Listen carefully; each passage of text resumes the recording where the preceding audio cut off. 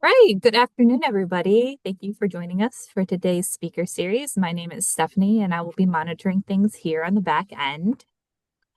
Um, Mark your calendars. Our next speaker series will be in person at the U of M Detroit Center on December 17th. We will be having a community research fair.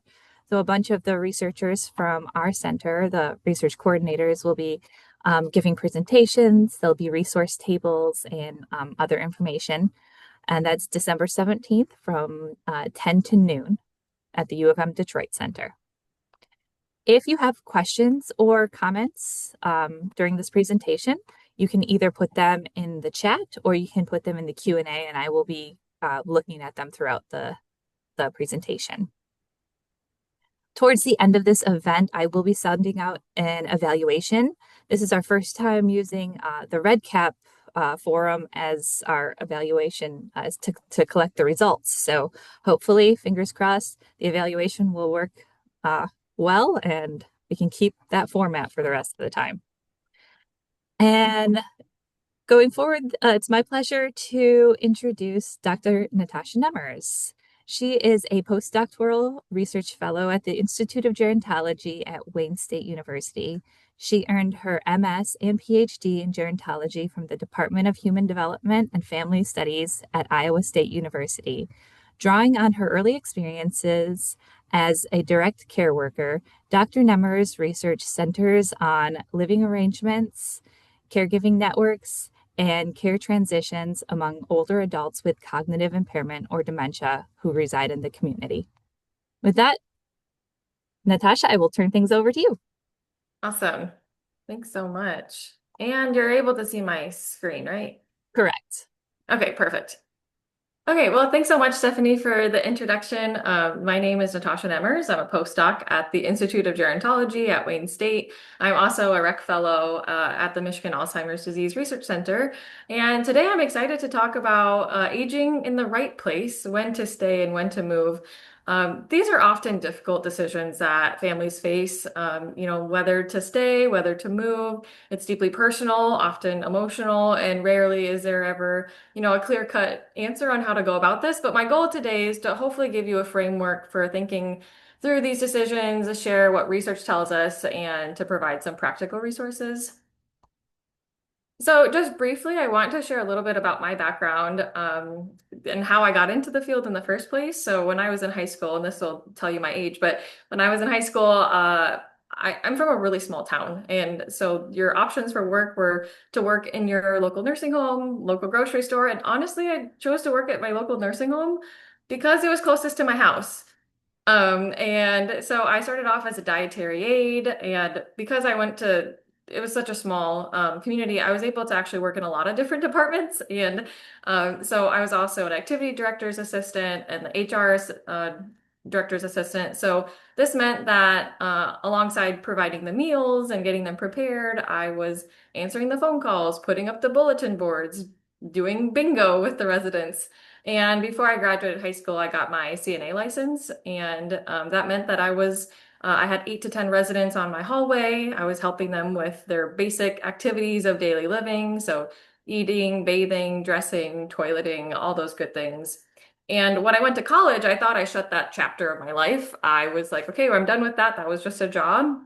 Turns out having your CNA license pays you a little bit better than other entry-level jobs. So I became a home health aide. I worked at a home health agency that was part of a continuing care retirement community, or a CCRC. And what that meant is, as a home health aide, I went into people's homes wherever they called home. So that could have been in a trailer home, it could have been in a luxurious house on a golf course, could be independent living, assisted living, nursing home care. So I saw a lot of different living environments, and I also got to see a lot of dynamics with a lot of different families. Sometimes I was there in like coinciding with the family caregivers, and other times I was the only person that they were in contact with, potentially even that whole week. I was also volunteering for hospice at that time and adult daycare center. So this is all just to show you that I've been in a lot of these environments, and so I've seen a lot of different experiences, and this is exactly what shapes my research today and a lot of the questions I'm asking. So my research where it stands kind of today is I look at these social and family networks. We could even think about caregiving networks. So oftentimes there's not just one caregiver, but there's multiple people involved. But actually, I study almost the opposite of that.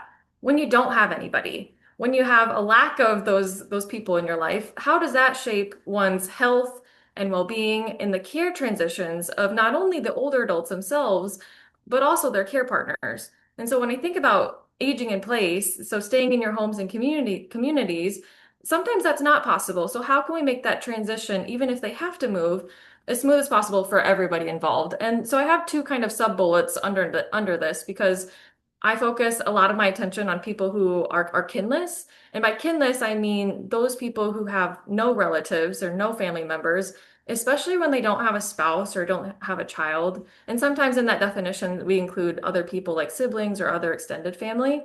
And another area of focus of mine is on people living alone with cognitive impairment.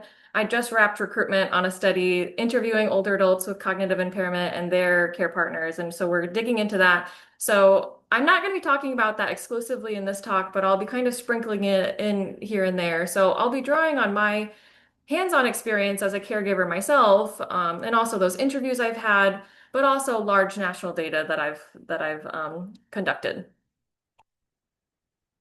So for today's agenda, and I was told that there's a good mix of professionals, older adults, and caregivers.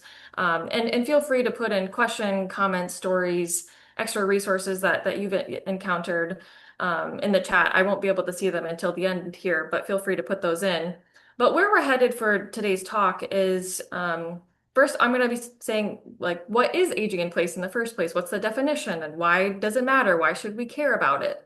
Then I'll be talking about the key factors that make it work or maybe make it challenging.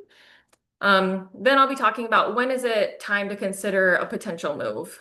These aren't always a bad thing, and sometimes it's the best thing for everybody.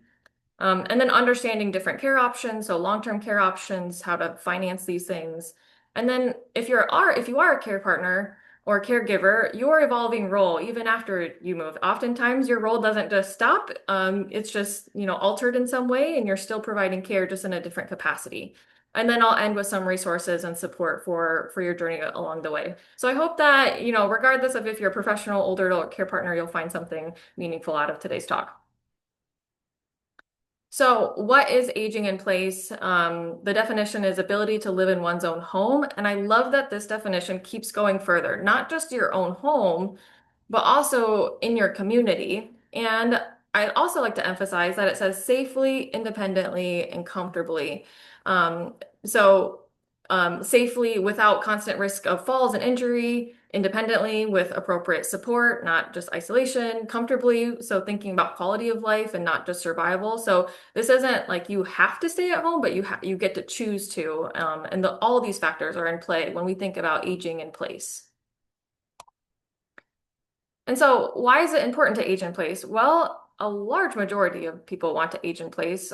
This is, I can't, well, it's a little bit blurry in the picture, it looks like, but this is from University of Michigan. They did a national poll in 2022 among older adults 50 to 80 years old, and 88%, that's like 9 in 10 older adults want to age in place or remain in their homes and communities.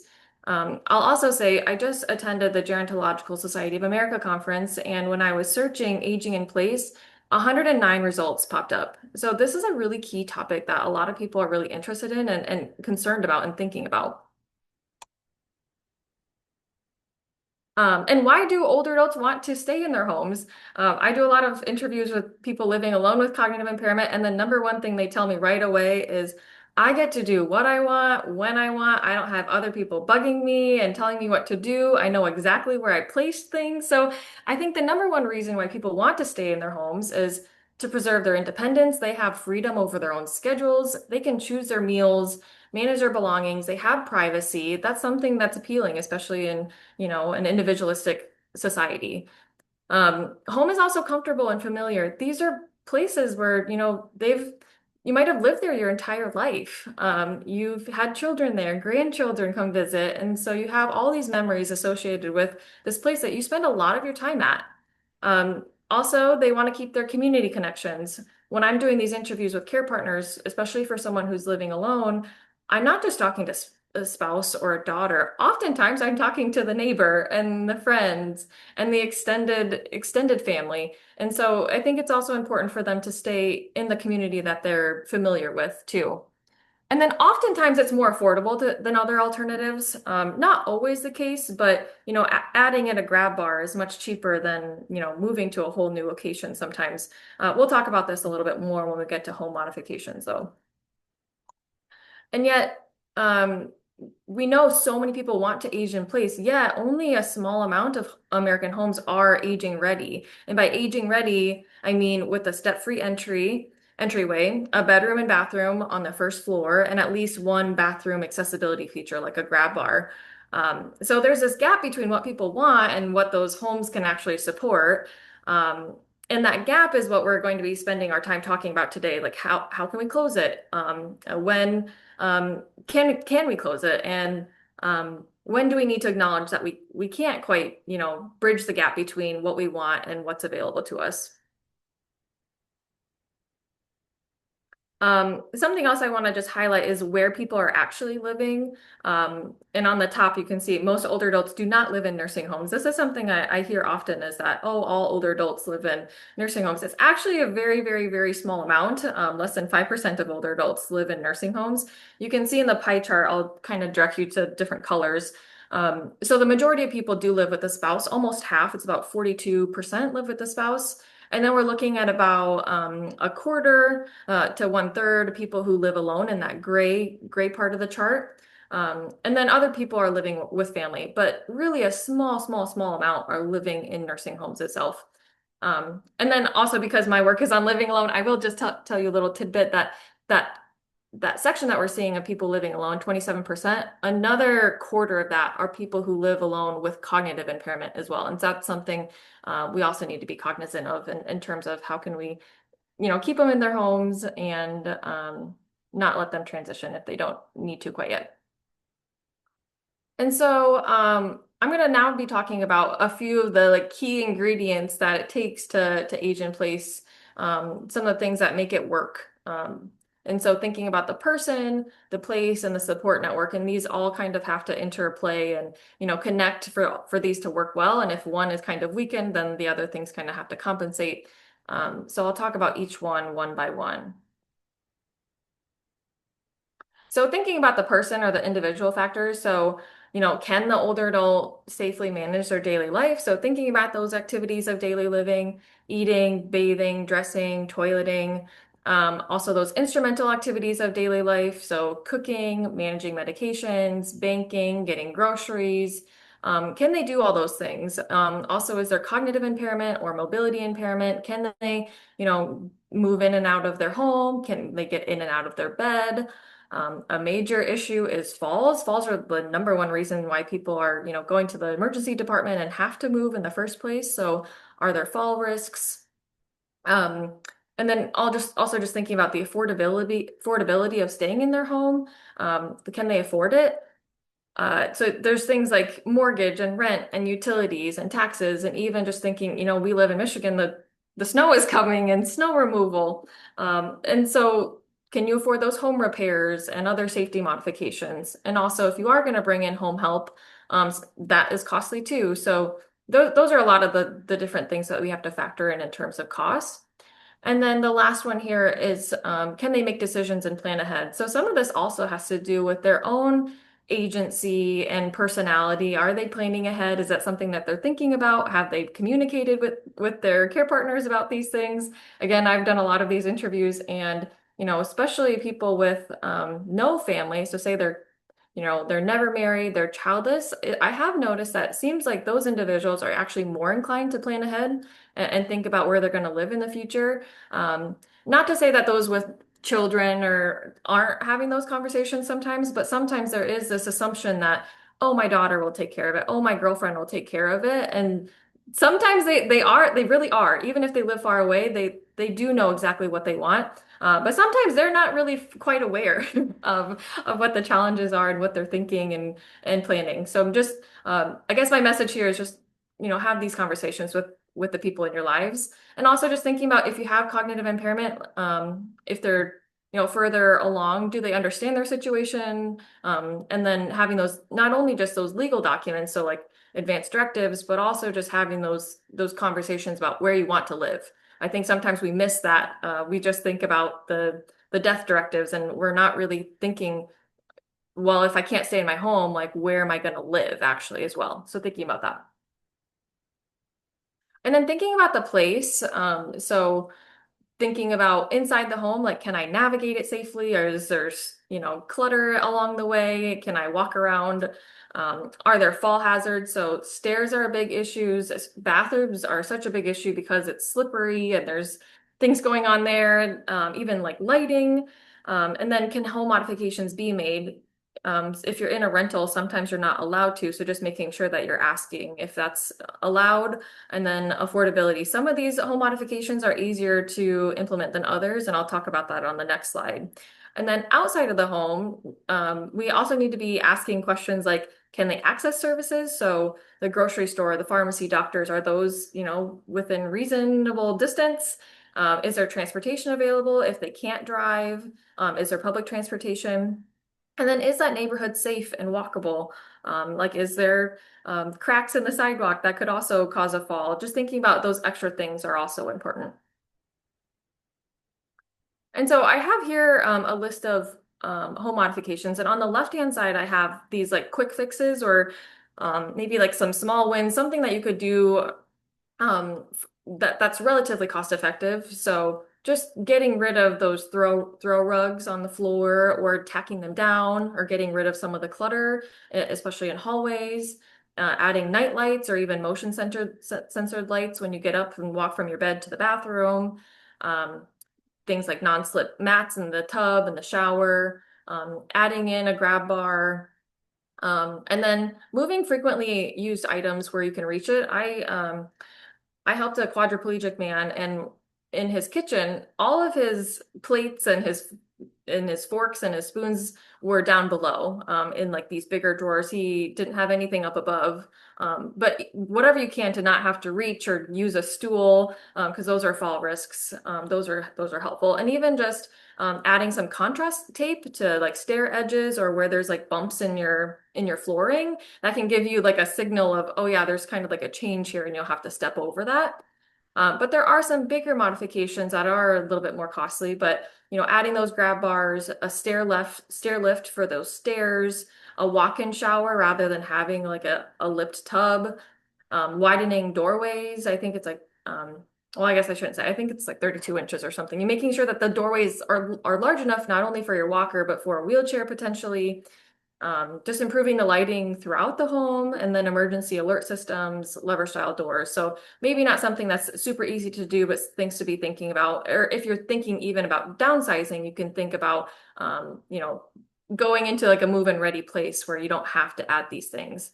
And then just in addition to these home modifications, just having some like safer behaviors in general. So like I said, just not getting up on a stool or making sure that your bed is at a decent height where your feet are touching the floor and you have a 90-degree angle when you're on the edge of it. Using supportive shoes. There's all these good things. And even just, having a phone and a flashlight next to your bed. So there's a few things that we can do to make our home safer as well. And so I'm not going to walk you through every single room, but I will say that there's a lot of great resources online, of they have these toolkits, or you can do home safety assessments. You can probably get one for free if you contact your local resources. But you can see here, room by room, you can go through and like especially the bathroom, adding those grab bars in everywhere and not hanging on a towel or Eck or something. And then so these ones on the right are some ones that are top needed home modifications. So the bathroom is a really key area, potentially a ramp into your home, emergency response system, and smart home devices. I see a lot of people who have, I don't want to say her name because she'll hear me, or like a Google Home, or the clap-on lights or something to help you see better in the evening times. And then so beyond the person and the home environment or the community environment, we also need to think about the social supports and the networks that we have. So this is a question we ask oftentimes in our research with Amanda Leggett at Wayne State is, who's on your team? So can family members Can they regularly help you? Do you have friends and neighbors who could check in on you? I've noticed this with the people I'm interviewing who live alone. They have people who check in on them regularly. They don't have the extra eyes and ears inside their home, so they're making sure that they're getting checked in on. Paid caregivers, home health aides, those are also part of those teams. And then community services, whether that's Meals on Wheels or transportation, who are those people that you can lean on? And then another question to ask yourself is that support sustainable? Is there one person who's doing everything and maybe they're getting burnt out? Can the helpers take breaks and get respite care? Do team members communicate and agree on tasks? Sometimes there's, the more the more people can, that saying like the more cooks in the kitchen, it doesn't always, it's not always a good thing. And so making sure that they're on the same side as well. And then, are they connected to the community? So, do they see people regularly? Are they isolated? What type of social activities can they get involved in? And do they have meaningful relationships and engagement in the place that they're living now? So, those are all the things that we should kind of take into consideration when we think about aging in place, the person, the place, and the other people in our lives. And so briefly, now I want to kind of switch gears and I want to talk about the different types of long-term care communities. And I'm sure most of you are aware, but I do just want to highlight a few of these, especially coming from a rural area where I guess I was naive and I only thought that there was just nursing homes. And now that I've seen a lot of different options, there's a lot more and there's a lot of diversity within those. So first talking about independent living. So independent living offers private apartments or small freestanding homes inside of a community. And sometimes there's group activities and transportation services offered. Sometimes there's meals. Just really depends on the location. But oftentimes residents have to provide their own cleaning and their own home health services. So like I said before, when I was a home health aide, I often went into these people's homes, sometimes, like I said, a freestanding home, or it could be one of those like a condo where they have just rooms down the hallway, but I would still be going in as a home health separate agency. It's not affiliated with that specific independent living as a whole, if that makes sense. And then when we think about assisted living really bridges that gap between living independently and living in like a skilled nursing facility. And so it does offer more of those opportunities like housing and meals and supportive services and healthcare. Just note that assisted living is not regulated by the federal government, and so definitions vary by state to state. So even when I think about assisted living, some of those have memory care and other ones don't. So it really just depends on that type of assisted living. So if you are gonna move to one or thinking about it, just make sure that you're asking, what services are they providing and what aren't they? One nice thing about independent and assisted living is in the names, they kind of insinuate what it's all about. Independent living, meaning you're mostly independent, and assisted living, meaning that you do get some assistance, but you're really not at that level of full 24-hour nursing care like we see in nursing homes. And so nursing homes, we have around the clock care, long-term medical treatment. You have a lot of different services. So nutrition, care planning, recreation, spirituality, medical care. So you'll oftentimes have a whole big team of, you'll have that dietary aide like I was, or the nursing assistant, the nurse, there's a chaplain that comes in, there's an occupational therapist, a physical therapist. There's a lot of people involved in these nursing homes. But mostly they're there to provide help with those activities of daily living, and they offer a calendar of activities to build that community. And some of these nursing homes have memory care. And so memory care is specifically designed to meet specific needs of individuals with Alzheimer's or other dementias. And they may exist within assisted living, it may exist in other nursing homes. And then depending on the situation, it may or may not be locked or like a secured location. And so what I have here on the pictures are actually places that I worked at. And so the top one was in assisted living, but this was their memory care unit. And this was called Tallman Square. And what's really fun about this one is it's supposed to emulate what it looks like to be in a community. So they have an ice cream parlor and a movie theater and all these things. I think they have actually renovated this now, but it was really fun at the time because I think the residents really enjoyed like feeling like they were a part of this community that felt like something that they used to be part of. And then on the bottom is actually a dementia care cottage. That is not your typical nursing home or your memory care unit. It very much felt like home. When you walk in, there's a nice fireplace. You can actually see into the kitchen. There's 12 bedrooms, and they don't look like your standard nursing home. And so I show these because I was not aware of these options, and I just thought that this was really cool way to show you a different way of living. So yeah, the bottom was is all dedicated towards dementia care, but it was very much person-centered. They got to choose when they woke up, they got to eat when they wanted to, and they really had a lot of privacy in this area. I know that's not always available, but it was a cool model that I hadn't seen elsewhere. And Natasha, I do have a comment in the Okay. Q&A. It says Michigan does not have a official definition of assisted living. The term can be offered without licensing, thereby no regulation is operations. It's good for consumers to ask. Yes, And absolutely. Thanks so much for adding that into the Q&A. yeah. And then there's another one that says there is a huge misconception of services being offered in independent settings that creates a sense of safety, security. Yes. Many who are experiencing MCI or undiagnosed symptoms may be unsafe and unfairly treated as capable of making independent living choices. That's a great point. Absolutely. Thanks so much for adding those comments in. Yeah, I think that with independent living and assisted living, we're really blurring the lines. And especially assisted living, I see more and more people who are receiving dementia care and they really need 24-hour care, but it's kind of getting lumped in that assisted living. So, but yeah, I definitely appreciate those comments coming in. Um, okay. So I kind of keep trucking along, but feel free to add in more comments. And it sounds like we have some, great experts who can speak to this uh, even more. So what I want to talk about next is life plan communities or continuing care retirement communities. So again, when I was a home health aide, this is kind of what I worked through is I was a home health aide, but they got to move wherever they needed care next. So at this, they provide different levels of care. So you can go from independent living to assisted living to nursing home care based on your needs. So they can move throughout the continuum, but they get to stay in the same community. They don't have to move very far. And so you probably can't see, at least I can't see very well, but what I'm just showing you in the map is that all these individual homes, and I don't know that you can see my pointer, but all these are homes in kind of like independent living, sort of. There's independent living here, but then there's assisted living nearby. Here's that Tallman Square that I was talking about earlier. And then they have these cottages, the two dementia cottages over here. So it's all within the same community. I will say they named them horribly because they're all like Wind Haven, Wind Cove, Wind Ridge, and it's like I'm confused and I'm not even, yeah. So I think maybe not something to do, but I did like the community aspect of it and how you can just stay in the communities. But I will say, and kind of this last point on the slide is that these are costly.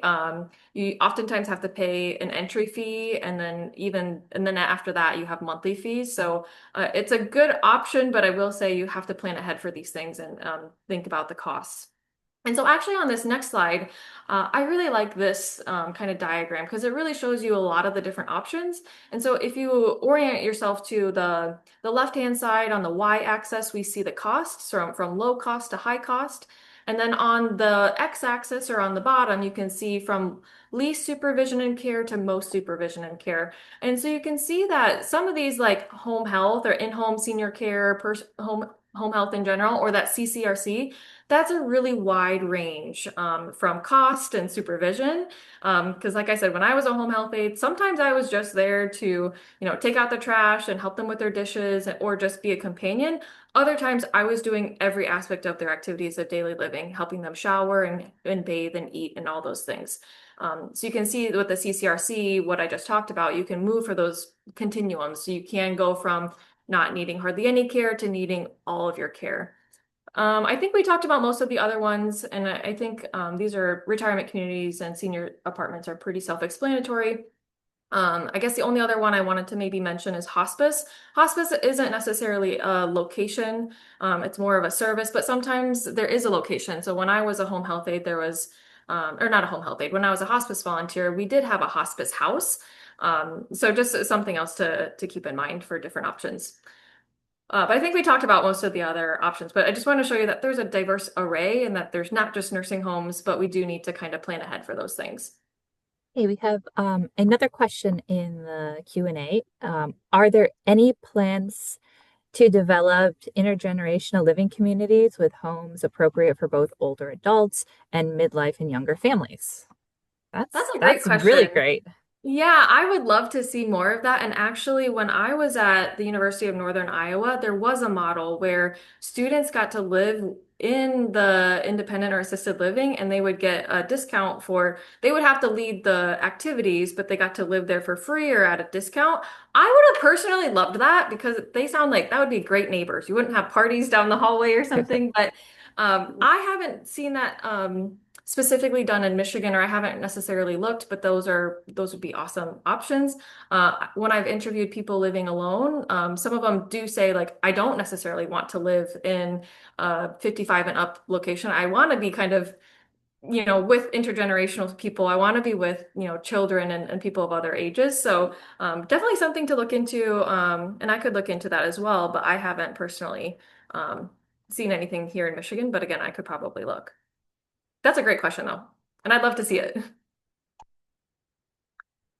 Okay, so let's see where we're at for time. I think I still have time. So I'm going to talk now about kind of switching gears. Oh, I see. Netherlands is, yes, the Netherlands, I've seen that as well. Or they even just like dementia, I don't know what they're called. I can't remember. Dementia villages or communities, they have that as well. Um, Okay, anyway, so losing my train of thought here. So I'm going to talk a little bit about some of the work I've done using nationally representative data now. And this kind of fits in because I'll be talking about a study where we looked at how care networks predicted residential admission. And then the study we're doing now is looking at how these networks even persist after you've moved as well. So I'm going to kind of move through this quickly and try not to get too jargony, but we'll see where we're at for time. So just in general, and I do know that some of these are a little bit more wordy than ha happened in the past, but for general background, we do know that family and friends provide the majority of the care for older adults living in the community. And now that you are all experts on residential care, we know that these options like independent living, assisted living have rapidly expanded. But these do mark major shifts in how care is organized and delivered. Um, and family involvement often continues, often though those roles often change.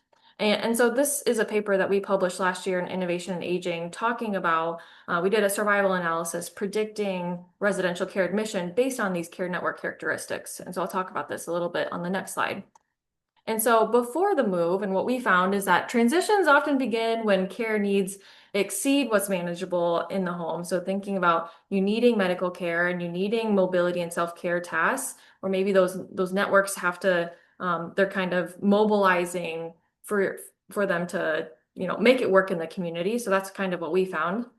But we do have older adults who do proactively plan ahead for these crises. I've had a lot of older adults tell me that they're downsizing or that they're moving in or closer to their families. But family member networks, they provide extensive support and can delay institutionalization. And growing demands prompt reorganization of those roles. So families often are the ones who are coordinating this transition. And then when we think about after the move, especially based on the literature on nursing home admission, after the move, family caregiving continues. Roles just change, they evolve. So maybe instead of that hands-on physical care, families shift to emotional support or coordination or advocacy.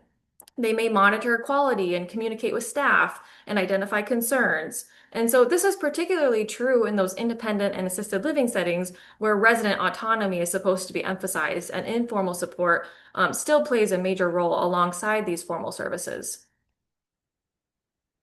So with this current study, the gaps that we were aiming to address, and sorry if it's too many words and too small of an area, but a lot of the work focuses on individual caregivers, like a primary caregiver, and not on these network level dynamics. And so with this study, we're trying to understand the networks in terms of their size and composition and the tasks that they're involved in.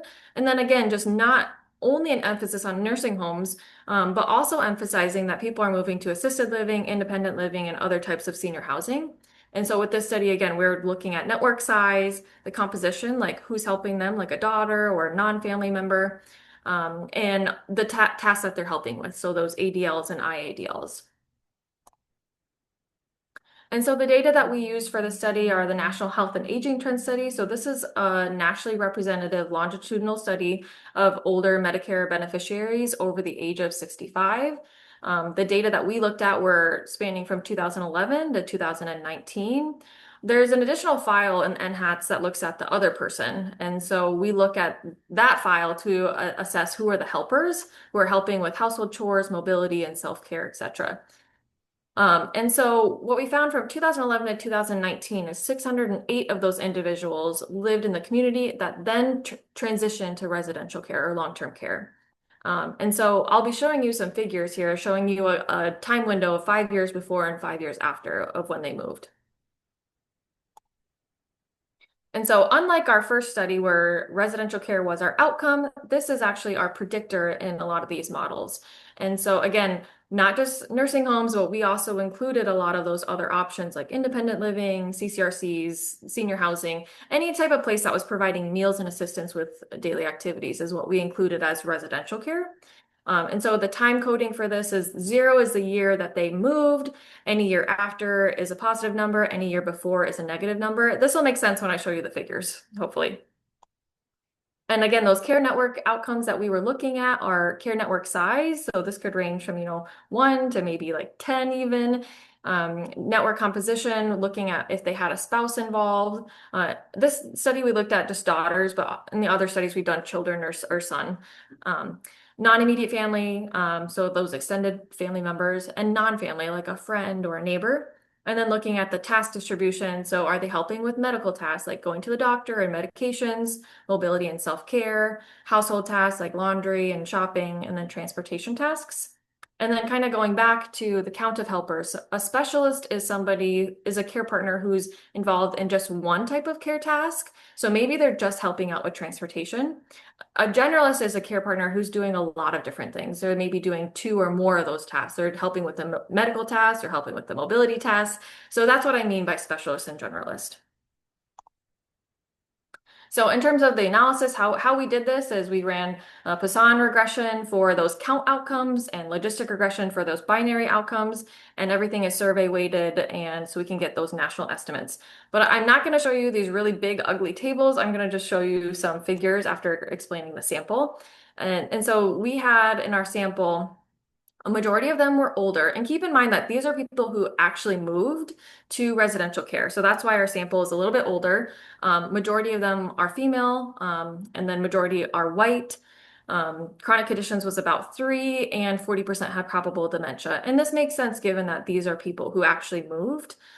And then in terms of care network size, we saw about 2 or 3 in their network size. And then the most common were daughters, but we also see non-family and spouses helping as well. And then we see the majority of help is people are getting help in their household tasks, but as well as transportation. Medical was 55%, and mobility and self-care was a little bit lower at 37%. Okay, so now I'm going to show you a few graphs to show you what this looks like. And so I'm going to orient you now. So year 0 is the year that they moved. And so this is looking at helper size specifically. So if we look at, I'm going to put these on there. So 5 to 3 years beforehand, it was significantly lower than the year of the move. So compared to this time where they moved, the helper network size was lower. But you can see the year before they moved, the network size is larger. So you can see that the people in their network was mobilizing. They're trying their best to keep this person living in the community, but ultimately it was too much. And so they had to move. I'm not going to show you any other circles because what happens afterwards is that there's actually no significant difference afterwards, which means that their networks are actually pretty similar in size. We do see a numerical uptick here, potentially some resurgence, but again, it wasn't statistically significant. And looking at specialists and generalists, I can show you here. Again, this is the year of the move. A specialist, again, is somebody who's helping just one type of domain. You can see it's pretty stable across the board. But with generalists, we see a very similar pattern to what we saw with network size. So, it was lower before, but then that year before, we see this uptick right before they moved. And then in terms of network composition, so this is the people who are helping. And again, I'm going to orient you to the year of the move. If we look at that orange color, this orangish, yellowish color, that's the spousal help. So you can see it's kind of a negative linear decline. So it starts off high and it goes much lower. And that might make sense potentially. Maybe the spouse was a primary caregiver, but then their involvement decreased because of health issues, or potentially they've died, or they're recruiting additional help from other people. If we think about the daughter help, you can see it's actually pretty much increasing, um, besides this last besides this last year, but it could also be due to sample size and some issues there. And then that green line is pretty stable throughout, so that's non-immediate family. But then when we look at non-family, this blue line, it's interesting because you'll see this kind of a gradual increase, this uptick kind of again that in that year before. Then it drops off, but then it actually returns. And so I'm going to actually zoom you into this, and I'll show you again what's significant and what's not. Um, but really what I wanted to show you is that you see the spouse, it's declining, daughter, it's generally increasing. But this non-family group is really interesting where they're increasing, but then it kind of drops off. So these friends and neighbors, it's significantly higher before they move, but then right when they move, they take a step back. But then you see this interesting uptick again a few years later. So I thought that was interesting. And then non-immediate family is pretty stable throughout. You only see it was lower a few years beforehand. And then we're close to the end of the figures here. So this is for the type of care domains. So I'm sorry, the colors are kind of similar, but for household tasks, that's that darker purple line at the very top. You can see a lot of them are helping. For this pink color, that's like the transportation task. You can see again that there's this kind of peak, but then a drop off. Same with medical tasks, which is that green color. You see a peak and then a drop off and then potentially a secondary peak. And same with mobility tasks. You can see it rises up until the year of the move. And then once they move, maybe staff is taking over. But again, you do see this again, potential uptick in this year three-ish. So potentially after they move, maybe there's another issue, or maybe they're potentially dying. So maybe there's something happening a few years after they move where families getting involved again. And so again, this is the same exact thing. I'm just zoomed in and showing you what's statistically significant and what's not. But really what we're seeing, especially like with mobility and transportation and even medical tasks, that there's the surgence and mobilization of the care networks helping. And then kind of a drop off once they move in. But there's still a level of stability. Sometimes we think that the families just disappear, but really they're still engaged, just maybe in a lesser way. And so some kind of key takeaways here are that network mobilization peaks in the year prior to admission, but family involvement persists. And we see different kind of relationship patterns. So spouses tend to decline, daughters were increasing, non-family were showing this kind of almost a U shape. And then we see for mobility and like transportation, household, they all have different patterns, but maybe showing kind of like a crisis pattern. So I know we're getting closer to the end, but I want to just wrap up my thoughts about when you actually move and what that looks like, especially if you're a caregiver. So here, like you're not just giving up your role, but rather you're expanding your team, and that's what we found in our study. So just like a few more slides here. Some emotions that you might feel when you do move somebody in, uncertainty, concern, guilt, sadness, depression, failure, fear, relief. Sometimes I interact with like say a spouse and they're like, we said in sickness and in health, but sometimes in sickness and in health, this is the best decision for your health and for theirs. And I think that these are all normal feelings to feel. So I just want to acknowledge all the different ways that you might feel about this move, even if it is the best decision. Thinking about choosing the right community, just like those comments were coming in. Does this community provide all the care that both of you need? Is it actually person-centered? So can you actually choose what time you wake up and go to bed and eat? Does this feel like a place where your family could be content and be happy? Um, I don't know why I put it on this slide, but I'm on the picture up here I'm showing you is in a memory care unit. If it is locked, sometimes they'll kind of mask the door so it looks like so they're not trying to leave. So if safety is a concern, that might be what you're looking for in terms of memory care. In terms of financial concerns, just my best advice is just to have those conversations with the admissions team. Things that you might be asking are how much is the daily room rate? What's included in that? Sometimes there's things like medication and incontinence products that aren't necessarily included in those things.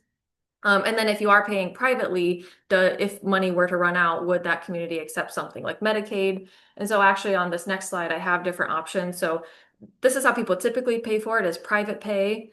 Long-term care insurance, not a lot of people have this, but just be mindful that this needs to be purchased well in advance to be applied.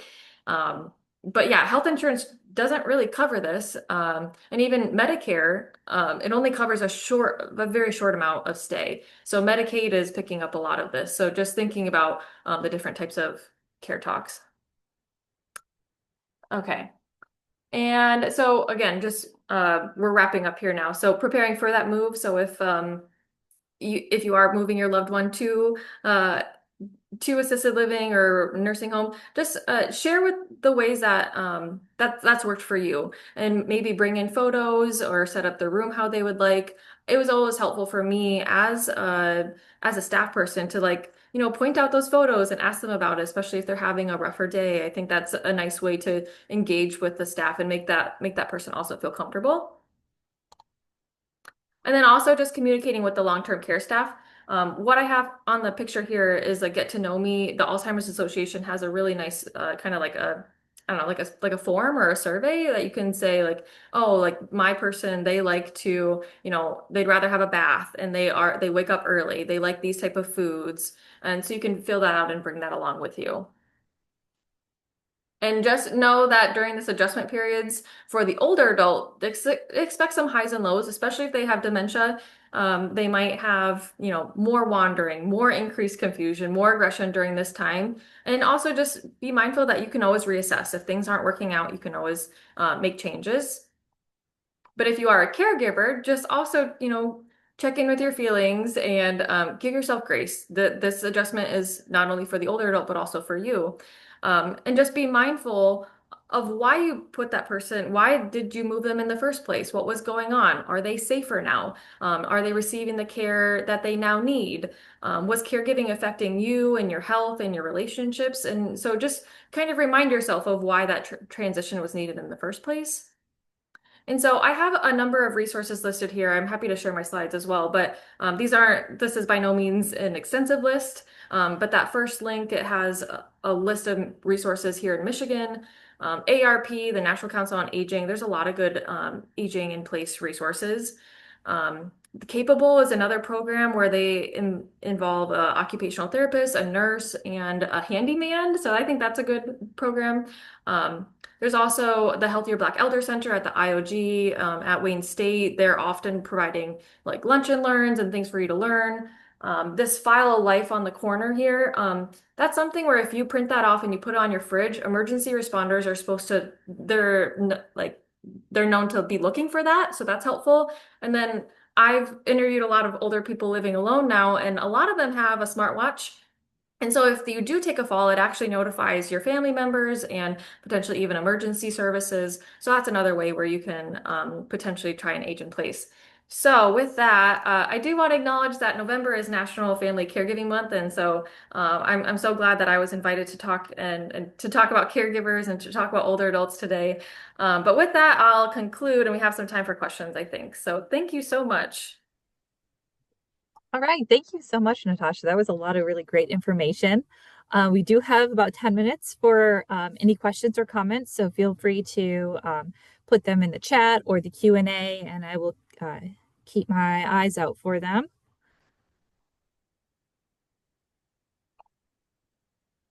In the meantime, I'll also share that evaluation link with everybody as well. I'll also just say that if you are an older adult or a care partner, those are oftentimes the people who I learn the most from.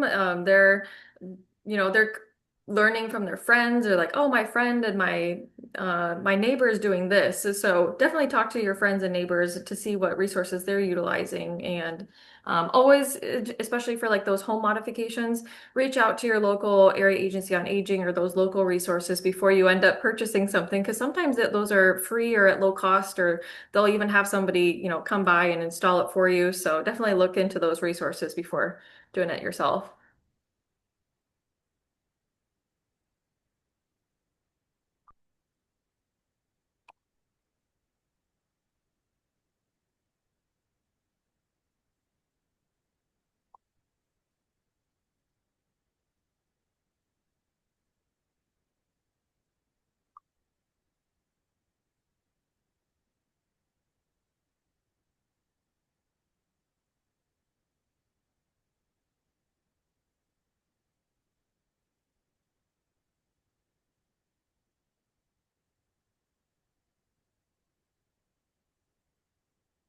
I don't see anything going up.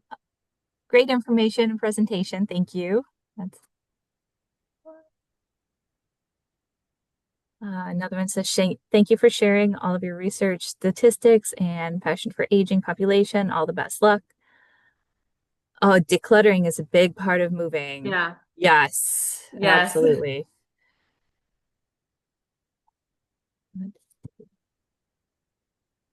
I like where this is like- Thank you, Ms. Nemmers. This was so informative. I look forward to receiving the slides to check out those resources. And yeah, Natasha, if you want to send me your slides, I can, Yeah, I can. yeah, include it in a link in a follow-up email. Yeah, we should definitely advocate for age integrated living, Christine. Yeah, I think Yeah, I think that's a great that's such a idea. good Yeah. idea. Yeah. After college, I worked at Bircham Hills Retirement Community in East Lansing, Mhm. and that's one of the continue on aging where they have the little houses and condos for the independent Yeah. folks, and then the more independent living in the facility onward up to memory care. And I always thought that was a really great option if you have the resources because they Yes, were if you have not the cheap. resources. Awesome. Well, I'm appreciative of everybody, stopping by over their lunch hour and for, everybody putting in stuff in the chat. It's been a good. Right. Oh, it looks like we have a question here. What determines if someone may qualify for insurance coverage for in-home healthcare services? Is it typical for these services to be covered in those with dementia? That's a really great question, and I don't want to speak incorrectly. And um, sorry, is that a question I can see as well, or It's in the Q&A. maybe it's in the open area? Oh, I see. Okay. Yeah, especially if you have dementia, you should be able, well, yeah, I guess I don't want to speak incorrectly, so I don't want to say for sure. I would just, yeah, I would contact your insurance, but also contact the local agencies. I think, especially if you have Medicaid coverage, you definitely probably can, I would say, but Medicare sometimes tricky and I wonder how. So yeah, I don't have a firm good answer for you. If anybody else knows for sure, feel free to chime in. I guess I'm not 100% Yeah, sure. yeah, I will repeat the question. I had a request for that. It says, what determines if someone may qualify for insurance coverage for in-home healthcare services? Is it typical for these services to be covered in those with dementia?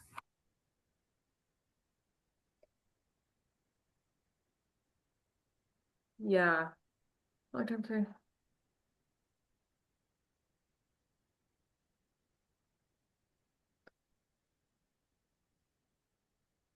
Yeah, There's like I a said, I don't want to for sure say because I don't want to tell you incorrect information, but I think just Medicaid I think does, and then there are Medicare, I think you can probably pay for it, but it might be out of pocket. And but I think if you have dementia, you probably qualify for more, but I just don't want to say incorrectly for sure.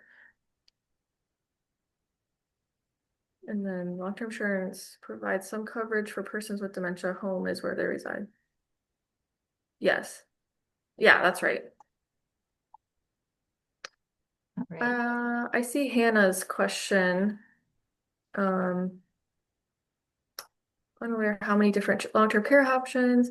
I wonder how COVID impacted these housing transitions. And yeah, in my study, we didn't look after COVID-19 because of the housing, because of the issues of what was happening and people not being able to, even families be able to visit. So we'll have to look at that after COVID. We do have the data using NHATS and NSOC that we could look at post-COVID now. So that's something we're interested in. But yeah, COVID definitely threw everything for a loop, I think. And yes, veterans can definitely get services from the VA. I've seen that as well. Moving on to- Yes. Thank you so much, Deborah, for adding in your comments. Appreciate it.